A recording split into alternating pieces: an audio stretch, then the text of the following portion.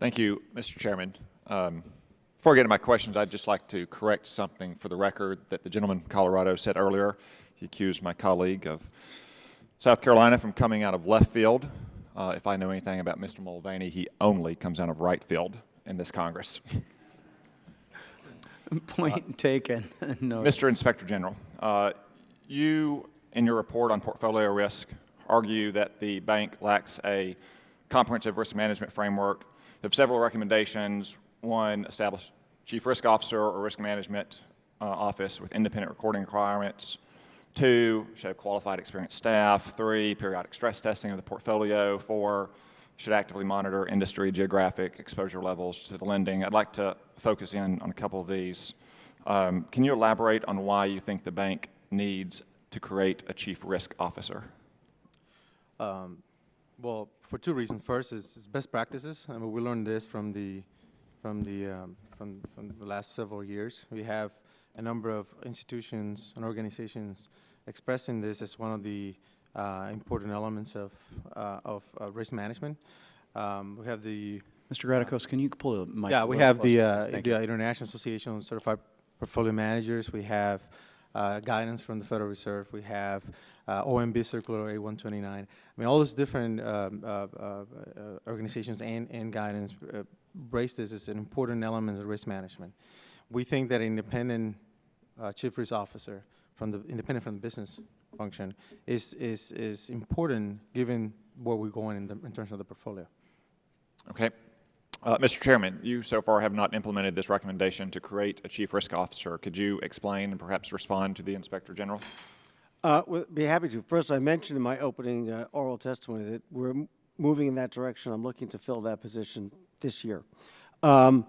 We work very closely with the Inspector General's office. As I mentioned, Osvaldo and I meet on a regular basis to review his concerns, findings before they come out in a formal report, because I think both of us are dedicated to continuous improvement at the bank.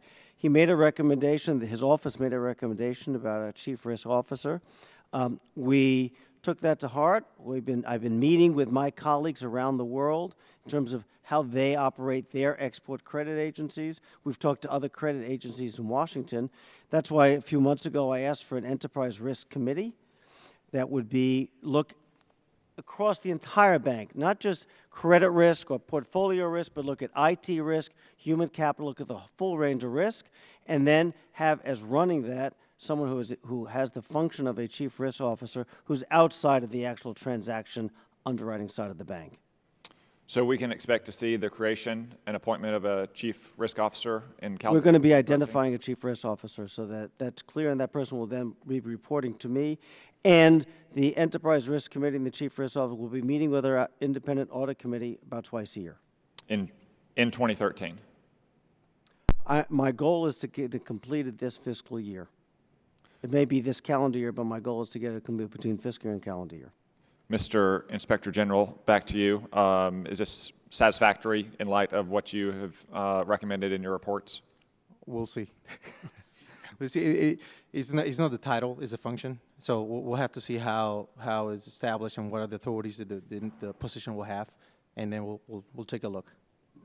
I think, actually, if I can add, the Inspector General is exactly right. This is not about just everybody feeling good. We check the box and we put somebody in a job. It's about an enterprise risk committee, which is made up of, is going to be co-chaired or co-secretariat of 2 career people in the bank who are going to be looking across the entire bank at all possible areas of risk where the outcome is different than expected. That's what risk is, where the outcome is different than expected, better or worse. I take your point that a title is not necessarily what you need. You need functions, whether those functions are performed by one person with a title and staff or performed by a board or a committee of those people. I think, Mr. Inspector General, you referenced Circular Alpha 129 in your response earlier. Is that correct? Correct. Now, that document says that representation in a kind of credit management program should include, but not be limited to, an agency CFO and the chief risk officer. Do you think it's satisfactory, and either could answer, to not have a chief risk officer in light of President Obama's OMB Circular Alpha 129? To me, yeah. If you look at the other aspects of A129, which is Section B, it talks about credit program management, and it specifically states that agencies should develop oversight and control functions that are sufficiently independent from the program functions.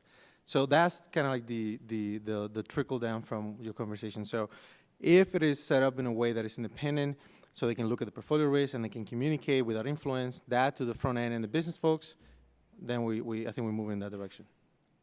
Mr. Chairman, you agree? It is independent today.